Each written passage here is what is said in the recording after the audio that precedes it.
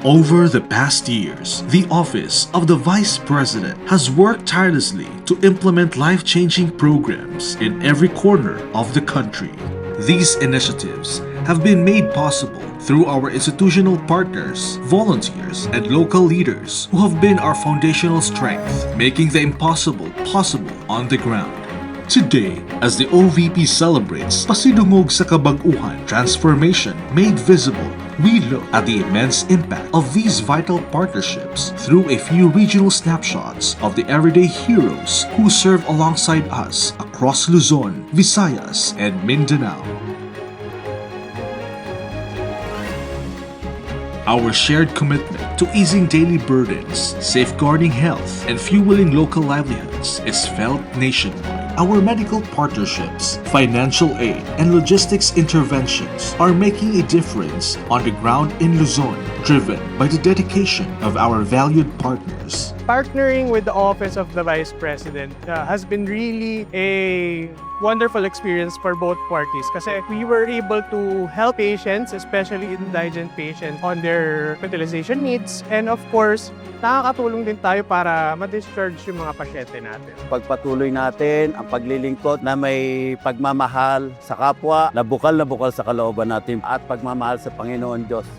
The Office of the Vice President has been extending support to our learners. This partnership has improved access to our learners, especially those who come from the deprived communities. They were given school supplies and other assistance from the Office of Vice President. In particular, dito sa ating intervention with the OVP, dito sa Magnegosyo Taday na programa, dito po ay nagkaroon tayo ng collaboration in such a way na si DTI will be providing the proper mindset doon sa ating mga local MSMEs bago sila maging eligible doon sa intervention ng OVP, which is yung Magnegosyo Taday, na nagbibigay ng livelihood. Napakaganda nung dynamics between the offices kasi kami yung panimula, OVP yung tatapos doon sa cycle of intervention. I am very grateful and happy partnering with OVP o Vice President Sara Duterte. Ever since nag-start, tuloy-tuloy na yung mga projects.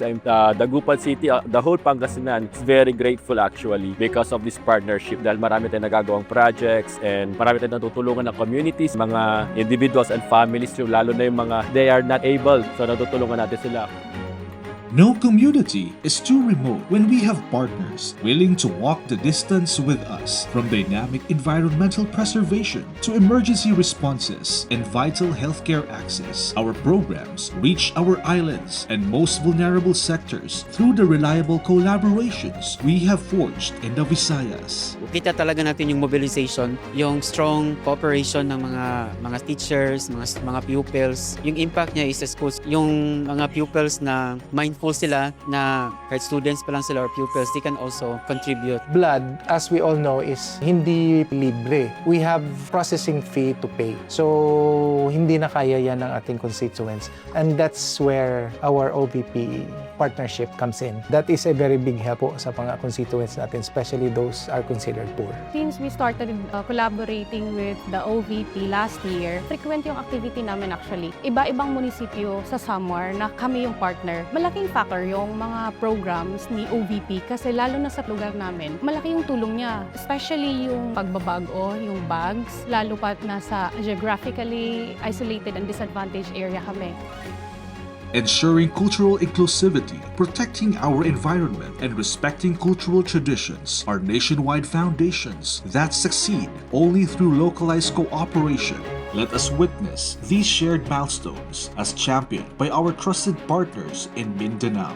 Yung mga LGUs natin, naging priority na rin yung pagtatanim ng puno, yung mga tree growing activities natin. We are much motivated to do more because of the support ng OVP and our local government. Ako kay Ning Tabang, as you all know, ang SPMC, the only government hospital in Davao City. Ang next government is 1 hour away from us. The Office of the Vice President partnered with our hospital kasi gusto nila na i-expand pa yung pagtulong sa mga tao. So hindi lang po yung sa city, but of course, the Butuan City has 86 barangays. Gusto nila ma-reach yung pinakadulo pa ng mga barangay.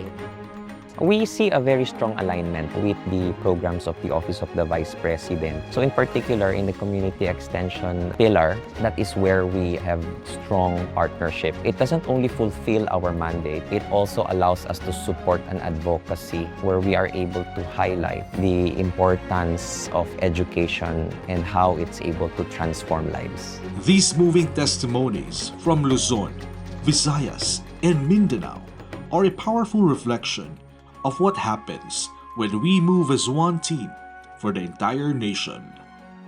Sa ating mga katuwang sa pribadong sektor, mga CSO, at mga LGU, daghang salamat kaninyong tanan.